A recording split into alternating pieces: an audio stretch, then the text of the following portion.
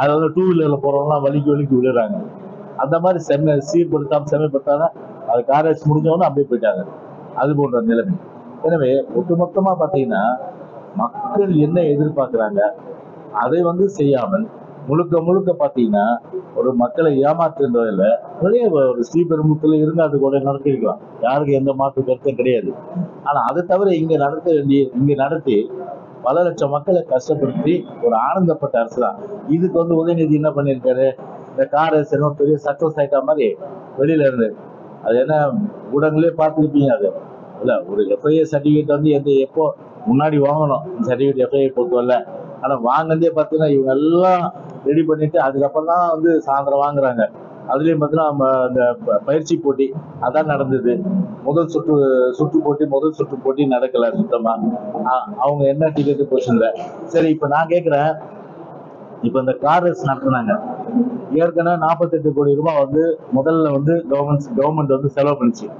அந்த பணத்தை இவங்க திருப்பி கொடுத்துட்டாங்களா? ஒரு விஷயம். ரெண்டாவது விஷயம், இப்ப எவ்வளவு வந்து இந்த டிக்கெட்ல ஒரு டிக்கெட் 1700 ரூபாயில இருந்து 17,000 ரூபாய் டிக்கெட் கிட்டத்தட்ட 10,000 பேர் கெப்பாசிட்டின்றாங்க. அப்ப எவ்வளவு கோடி வந்துருக்கும்? அது வந்து வெளிப்படையா வந்து இவ்வளவு டிக்கெட் வசூல் ஆச்சு. அரசாங்கம் இவ்வளவு செலவாச்சு. ஏன்னா அரசாங்கம் என்ன பண்ணிருக்கு, இப்போ போலீஸ் எல்லாம் வந்து காவல் கட்டாங்க. அவங்களுக்கு எல்லாம் பேட்டா கொடுத்தீங்களா நீங்க? அவங்களுக்கு பேட்டா கொடுக்கணும்ல போலீஸ்க்கெல்லாம். அவங்களுக்கு பேட்டா கொடுக்கல. அவங்க திருடனை பிடிக்கிறது விட்டுட்டு ஸ்டேஷன்ல ஒரு மனு வந்தா விசாரிச்சு நடவடிக்கை எடுக்கிறது விட்டுட்டு அவங்க போய் ஒரு காவல் காத்து ஒரு தன்னுடைய மனித உழைப்பை வந்து ஒரு தேவையில்லாம செலவு பண்றதுக்கு ஒரு வழியாகி போச்சு. சரி அவங்க வந்தாங்க, அவங்களுக்கு பேட்டா கொடுத்தீங்களா? அவங்களுக்கு வாங்கி கொடுத்தீங்களா? அவங்களுக்கு பேட்டா இல்லை. அப்புறம் வந்து அரசு ஊழியருக்கு பேட்டா கொடுத்தீங்களா? இந்த கார் சாப்பிட்டு ஏன்னா தனியாக தானே லாபத்துக்கு போறாங்க. அப்படி இருக்கும்போது அப்புறம் அரசாங்கம் வந்து இந்த எலக்ட்ரிசிட்டி கொடுத்துருக்கு, அதுக்கு அவங்க பணம் கட்டினாங்களா? அப்புறம் வந்து கார்பரேஷனுக்கு எவ்வளவு பணம் கட்டியிருக்காங்க? வெளிப்படைத்தன்மை இல்லையே. அதெல்லாம் வந்து வெப்சைட்ல போடுங்க. மொத்தம் எங்களுக்கு வந்து டிக்கெட்ல இவ்வளவு வருமானம் வந்தது, இந்த வருமானத்து அடிப்படையில ஃபார்முலா கார் ரேஸுக்கு வந்து இவ்வளவு செலவு பண்ணோம். அதுல வந்து பாத்தீங்கன்னா அந்த வருமானத்துல இது இந்த எலக்ட்ரிசிட்டிக்குள்ள கொடுத்தோம், போலீஸ் பேட்டாக்குள்ள கொடுத்தோம், அரசு ஊழியர்களுக்குள்ள கொடுத்தோம், அந்த மாதிரி நீங்க வந்து போட்டு பிரிச்சு கொடுங்க. நீங்க எதுவுமே வந்து இல்லை. அப்போ என்ன நடக்குது? அப்போ எவ்வளவு கோடி வந்து இதுல வந்து சம்பாதிச்சாங்க? யாருக்கு அந்த வந்து பணம் போச்சு? விளம்பரம் நிறைய பண்ணாங்க. அந்த விளம்பரத்துல வந்து எவ்வளவு, அதாவது விளம்பரம் பார்த்தா எல்லாம் சரக்கு அடிக்கிற விளம்பரம் தான் அங்க நிறைய இருந்துருக்காங்க. அரசு வந்து ஊக்கப்படுத்துது சரக்கு அடிக்கிற விளம்பரத்தை. அப்படி வந்து இன்னைக்கு வந்து ஒரு ஃபார்முலா பேஸ் நடத்தி மக்களுடைய வந்து ஒட்டுமொத்தமான அந்த அந்த ஒரு மாசம் இயல்பு வாழ்க்கையை வந்து வடசென்னை தென்சென்னை, ஒரு வடசென்னை தென்சென்னை வடசென்னைக்கு வந்து அதான் ஒரு கேட்வே வர முடியாம போச்சு. அந்த மாதிரி வந்து அவ்வளவு கஷ்டப்படுத்தி ஒரு ஸ்டாலிஸ் அரசாங்கம் இந்த அரசாங்கம். அதனால நிறுவனம் கேட்ட மாதிரி எந்தவித முன்னேற்பாடு நடவடிக்கையும் இந்த மழை நீர் எதிர்கொள்ளும் அது வெள்ளம் அது மழை பருவமழை எதிர்கொள்கின்ற வகையில எந்த நடவடிக்கை எடுக்காதது மிக மிக ஒரு கண்டிக்கத்தக்கது.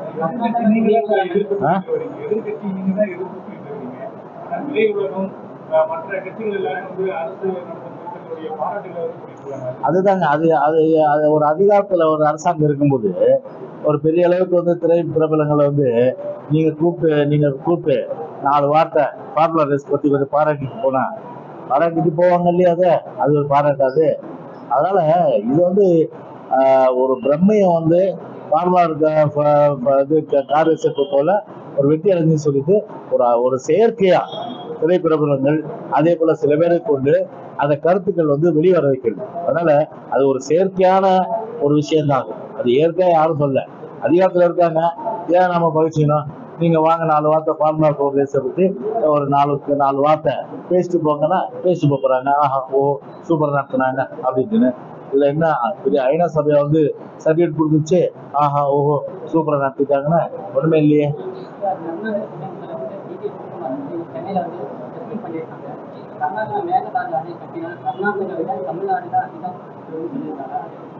இல்ல இப்போ தெளிவா உச்ச நீதிமன்ற உத்தரவை நாங்க வந்து வாங்கி கொடுத்துருக்கோம்.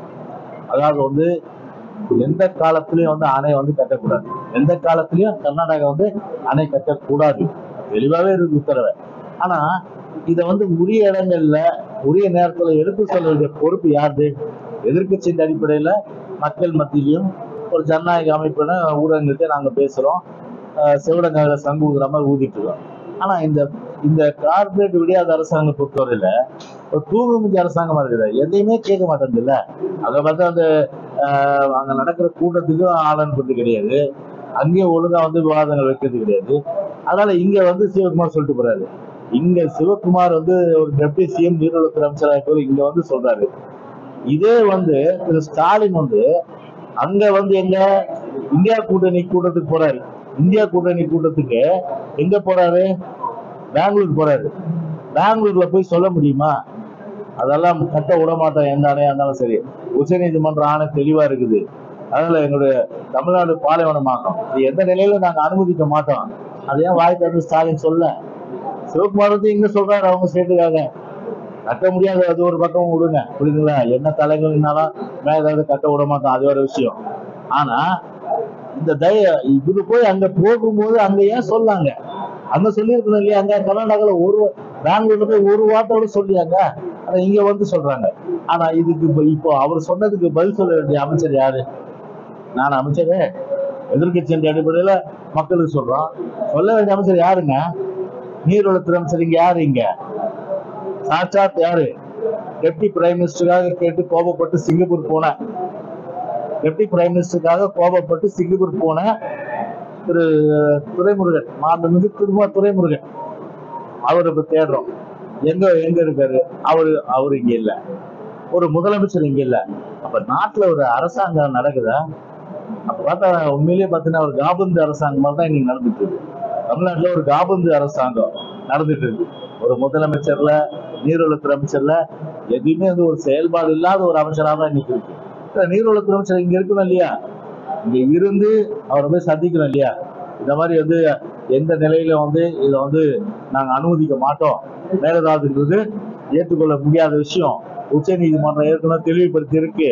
அதனால நாங்க இத எந்த நிலையில நாங்க அனுமதிக்க மாட்டோம், அதை சொல்றதுக்கு கூட ஒரு ஆள் இல்லையே இங்க.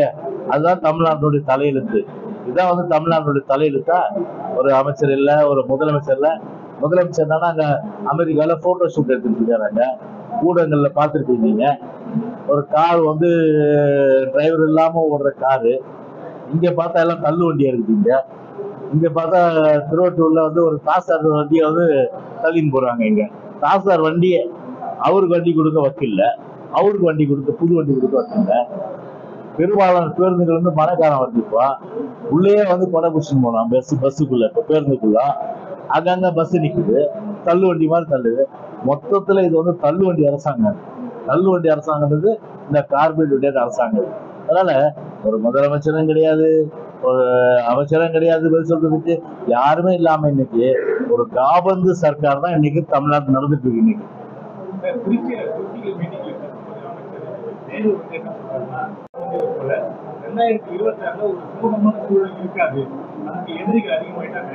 அதனால நம்ம இன்னும் தீவிரமா செயலாற்ற வேண்டும் திமுக நிர்வாகிகிட்ட பேசியிருக்கேன். இல்ல இப்போ சமீப காலமாக தேர்தல் நெருங்க, ஏன்னா பார்லிமெண்ட் தேர்தல்ன்றது வேற. அதனால அவங்க கொஞ்சம் கூட்டணியோட இருந்தாங்க. இப்ப பார்லிமெண்ட் தேர்தல் முடிஞ்சிச்சு. இப்போ சட்டமன்ற தேர்தல் வரும்போது கண்டிப்பா இவங்க கூட்டணி தொடருமான்றது சந்தேகம் தான். இவங்க கூட்டணி தொடருமான்றது ஒரு சந்தேகம். ஏன்னா பல பேர் இப்ப முன்னுமுன்னுட்டு இருக்காங்க. எல்லாமே சிபிஐல இருந்து சிபிஎம்ல இருந்து எல்லாமே முன்னுமுன்னுட்டு இருக்காங்க. அவங்க இப்போ ஒரு பழனி முருகர், அதாவது பழனியில முருகர் மாநாடு நடக்குது. அதுவே சிபிஐ சிபிஎம் பிடிக்கல. ஏன்னா ஒரு ஒரு மத சார்பற்ற ஒரு நாடு இது, ஒரு மத சார்பற்ற ஒரு மாநிலம். அப்படி இருக்கும்போது ஒரு மதத்துக்கு மட்டும் எப்படி நீங்க ஒரு மாநாடு நடத்தலான்றது அவங்களுடைய கேள்வி. இது மொத்தத்துல தமிழ்நாட்டு மக்கள் தான் கேள்வி. திமுக பார்த்து படிக்கிறது ராமாயணம், இடிக்கிறது பிள்ளையார் கோயில். முதல்ல மதத்தை மதிக்க கற்றுக்கொடு. முதல்ல மதத்தை, அது இந்து மதமா இருந்தாலும் சரி, கிறிஸ்துவ மதமாக இருந்தாலும் சரி, இஸ்லாமிய மதமாக இருந்தாலும் சரி, முதல்ல ஒரு மதத்தை மதிக்க கற்றுக்கொள்பவர்களாக இருக்கணும். அதை மதத்தை மதிக்க கற்றுக்கொள்ளாத நீங்க இப்ப படிக்கிறது ராமாயணம், இடிக்கிறது பிள்ளையார் சொல்ற மாதிரி அங்க நடத்துனீங்க, புரியுதுங்களா? இது தமிழ்நாட்டு மக்கள் சொல்ற கருத்து இது. எனவே சனாதன ஒழிக்கணும்னு சொல்லிட்டு அதை மாநாடு நடத்திட்டு பிஜேபியை வந்து திருப்திப்படுத்துறதுக்காக ஒரு மாநாடை நீங்க பழனியில வச்சீங்க இல்லைங்களா? அது வந்து யாருக்கு பிடிக்கல? சிபிஐக்கும் பிடிக்கல, சிபிஎம்க்கும் பிடிக்கல. பிஜேபியோட ஒட்டி உறவாடி அவங்களோட குலவி கொஞ்சி அவங்களோட வந்து கட்டி பிடிச்சி அந்த அளவுக்கு வந்து இவ்வளவு தூரம் வந்து ஒரு பாசமிக்க ஒரு குடும்பமா இன்னைக்கு உருவாயிட்டு அதனுடைய தாக்கம் வந்து பாத்தீங்கன்னா பல சட்டமன்ற தேர்தலில் கூட அவங்களோட கூட்டணியா இருக்கலான்ற ஒரு கருத்து வந்து எல்லாம் யார் விசிக மத்தியிலும் ஏற்பட்டிருக்கு. அதே போன்று சிபிஎம் மத்தியிலும் ஏற்பட்டிருக்கு. அதே போல காங்கிரஸ் மத்தியிலும் ஏற்பட்டிருக்கு. அந்த மாதிரி சூழ்நிலையில கண்டிப்பா இது தெரிஞ்சுட்டு தான், அந்த கிரவுண்ட் ரியாலிட்டி தெரிஞ்சுட்டு தான் அதை நேரு சொல்லியிருக்காரு. எனவே அவர் நேரு சொல்ற மாதிரி பாத்தீங்கன்னா போக போக தெரியுன்ற மாதிரி கண்டிப்பா போக போக தெரியும். இந்த பூவின் வாசம் சொல்ல மாட்டேன், இந்த சேற்றின் வாசம், இந்த பூவின் வாசம் சொல்ல மாட்டேன். ஒரு பாட்டு வரல, போக போக தெரியும் இந்த பூவின் வாசம்ன்ற மாதிரி போக போக தெரியும் இந்த சேற்றின் வாசம்ன்ற மாதிரி இந்த சேத்தினுடைய வாசம், திமுக அந்த சேத்தினுடைய வாசம் கண்டிப்பா வந்து அந்த கூட்டணி கட்சி உணர்ந்திருக்கு. அந்த அடிப்படையில 2026 நெருங்க நெருங்க அந்த கூட்டணி இருக்குமா, அந்த கூட்டணி நீடிக்குமா, திமுக கூட்டணி கட்சிகள் அவ்வளவு தொடருமா அப்படின்றது ஒரு கேள்விக்குறியா தான் நிச்சயமா இருக்கு. மாநாடு நடத்துவதற்கான அனுமதி கூட கொடுக்காம தொடர்ந்து அவருக்கு வந்து அனுமதி அடைக்கலை கொடுத்து இப்போ 21 கேள்விகள் கேட்டு விஜய்க்கு வந்து காவல்துறை வந்து கடிதம் கொடுத்திருக்காங்க. இந்த மாநாடு நடத்துறதுக்கு கூட அனுமதி தராம இவ்வளவு அடைக்கிறதுக்கான காரணம் என்ன? இல்ல அதுதான் ஒரு டெமோக்ராட்டிக் ஸ்டேட், ஒரு டெமோக்ராட்டிக் கண்ட்ரி. இந்தியான்றது ஒரு ஜனநாயக நாடு. தமிழ்நாட்டுல ஒரு ஜனநாயகம். யார் வேணாலும் மாநாடு நடத்தலாம், யார் வேணாலும் கட்சி ஸ்டார்ட் பண்ணலாம், யார் வேணாலும் வந்து கொள்கையில பிரகடனம் பண்ணலாம். அப்படி இருக்கிற ஒரு நாடுதான் இந்தியா. அப்படி இருக்கும்போது விஜயை கண்டு ஏன் திமுக பயப்படணும்? அதான் இப்ப கேள்வி. விஜயை கண்டு ஏன் திமுக பயப்படணும்? அப்போ விஜய் வந்து கட்சி ஆரம்பிக்கும் போது முழுக்க முழுக்க பாதிப்பு யாரு வரும்னா திமுக தான் வரும். அந்த திமுக ஓட்டு விஜய்க்கு போகும் அப்படின்ற அந்த ஒரு பயம் வந்துச்சு. தேர்தல் நேரம் வரும்போது பாத்தீங்கன்னா அந்த கருத்து ஏன்னா ஒண்ணு நீங்க இப்படி போட்டுறாதீங்க, நீங்க புரியுதுங்களா? அப்ப வந்து நான் சொல்றதை வச்சு நான் சொல்ல வர்றதுன்னா அவங்களுடைய எண்ணம் டிஎம்கேயோட கருத்துன்றது அந்த ஓட்டை வந்து நமக்கு வந்து பாத்தீங்கன்னா நம்ம ஓட்டை போயிட்டு இந்த நியூட்ரல் ஓட்டு திமுகவுக்கு போடுற ஓட்டு திமுக ஓட்டா இருந்தாலும் சரி, அவங்கள பொறுத்தவரையில தேர்தல் வரும்போது எப்படி பார்ப்பாங்கன்னா தன்னுடைய வாக்குகளை வந்து வீணடிக்க மாட்டாங்க. அந்த வாக்குகள் வந்து ஒரு ஆட்சி பிடிக்கல, ஒரு ஆட்சிக்கு எதிராக போடணும். அப்ப ஆட்சி எந்த கட்சி ஆளுது? அப்ப திமுக ஆளுது. அப்ப திமுகவுக்கு மாற்று எப்போ? அண்ணா திமுக. அப்ப அண்ணா திமுகவுக்கு போட்டா தான் திமுக ஒழிக்க முடியும் அப்படின்ற அடிப்படையில அப்போ திமுக எதிர்ப்பு வாக்குகள் வந்து அண்ணா திமுகவுக்கு தான் வரும். எனவே இது வந்து ஒரு அடிப்படையான விஷயம். ஒவ்வொரு தேர்தலும் நடைபெற விஷயம். அது வாக்குகள் செதறாது. அதாவது எங்களுக்கு அந்த கான்பிடன்ஸ் இருக்கு, எங்களுக்கு அந்த நம்பிக்கை இருக்கு. திமுக மேல கோபம் கொண்டவர்கள், திமுகவிலே இருக்கின்ற திமுக மீது கோபம் கொண்டவர்கள் எல்லோருமே வந்து 2026 சட்டமன்ற தேர்தலை பொறுத்தவரை அண்ணா திமுக தான் வாக்களிப்பார்கள். ஏன்னா அண்ணா திமுக தான் ஆட்சிக்கு வரும்னு நினைப்பாங்க. அதனால அவருடைய எண்ணம் என்னன்னா வந்து ஆரம்பத்திலேயே வந்து விஜய் வந்து வளர விடக்கூடாது, நசிக்கணும் அப்படிதான். ஏன் இந்த பயம்? இந்த பயம் அதனால வந்து யாரா இருந்தாலும் வந்து வச்சுமே களத்துல சந்திப்போமே அப்படின்ற ஒரு தைரியம் வந்து திமுகவுக்கு இருக்கா? இல்ல. அரசு உதவி பெறும் பள்ளியில அரசு உதவி பெறும் விடுமுறையா? ஒரு அமைச்சர் வர்றதுக்கு வந்து ஒரு ஸ்கூலே வந்து லீவ் விடுறதுன்றது ஒரு கேலி கூத்தா இருக்கு. பள்ளி கல்வித்துறை ஒண்ணு இருக்குதானே ஒண்ணு தெரியல. இன்னைக்கு வந்து பிரைம் மினிஸ்டர் ஷீன்னு சொல்லிட்டு ஒரு ப்ரோக்ராம், அது திட்டம். அந்த திட்டத்துல வந்து முதல்ல பிப்ரவரி மாசம் போய் கையெழுத்து போட்டுட்டு இப்ப வந்து அந்த திட்டத்தை எதிர்க்கிறாங்க. அதுக்கப்புறம் வந்து பாத்தீங்கன்னா இந்த மாதிரி வந்து பள்ளி கல்வித்துறை வந்து இன்னைக்கு ஒரு கவர்னர் ஆளுநர் ஒரு கருத்து சொல்லியிருக்காரு. இன்னைக்கு தமிழ்நாடு பாடத்திட்டத்தை அகில இந்திய பாடத்திட்டம் தமிழ்நாட்டுக்கு தேவையில்லை. அவங்க அந்த எஜுகேஷன் பொறுத்தவரை நமக்குன்னு பிரத்யேகமான திட்டம். ஆரம்ப காலத்துல புரட்சி தலைவர் அண்ணா காலத்துல இருந்து, புரட்சி தலைவர் காலத்துல இருந்து, அம்மா காலத்துல இருந்து எல்லா காலமும் சரி நம்முடைய வந்து அந்த பாடத்திட்டம் வந்து ஒரு சிறப்பு. அதுல எந்த மாறுபட்ட கருத்து இல்லை. ஆனா இவங்க என்ன பண்றாங்கன்னா இப்போ ஆளுநர் வந்து அதை குறை சொல்றாருன்னா எதை வச்சு குறை சொல்றேன்னு நினைக்கிறீங்க? சொல்லுங்க பார்க்கலாம். கருணாநிதியுடைய வரலாறு அதில் எழுதியிருக்காங்க.